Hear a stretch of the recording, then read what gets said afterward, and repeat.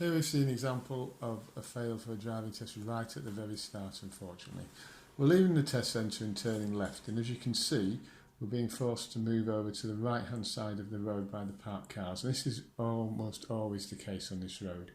But this is a two-way road.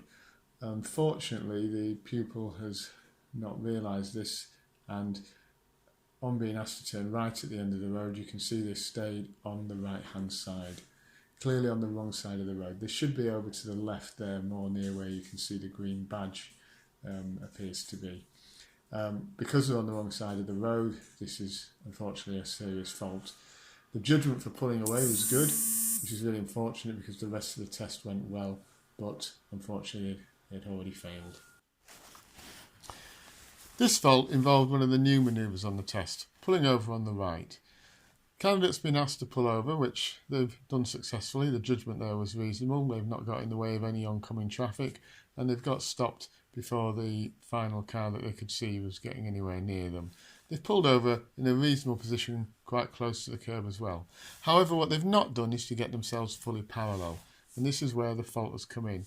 Now, it's quite subtle and it's quite difficult to spot in the video, but as they reverse back, the front end, or the back end should I say, is drifting out into traffic, so at this point they're making a slight steering adjustment to bring the back end in, but that moved the car towards the white car that we've just seen go past, and as a result they got a serious fault for getting too close to the white car whilst reversing.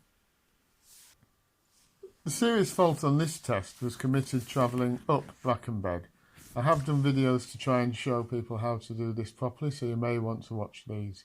But here the candidate is approaching in a not unreasonable manner, but what they haven't really properly anticipated is that cars may be coming the other way.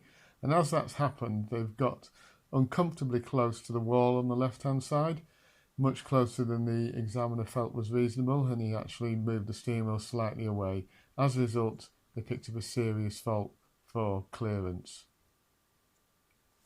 In this clip, the pupil picks up a serious fault for overtaking. We can see the cyclist ahead, but what we should also be spotting is the fact that the road narrows. At the point that the road narrows, this is where the candidate overtook the cyclist and as a result got much closer to him than he should have done as the cyclist moved over.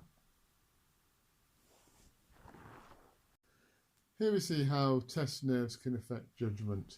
As a pupil approaches the junction, a car can be seen approaching from the left, but unfortunately the pupil rushes and the examiner is forced to stop the car, putting down a serious fault for observation. Had the pupil been a little bit more calm, he may well have spotted that car and not have committed this fault.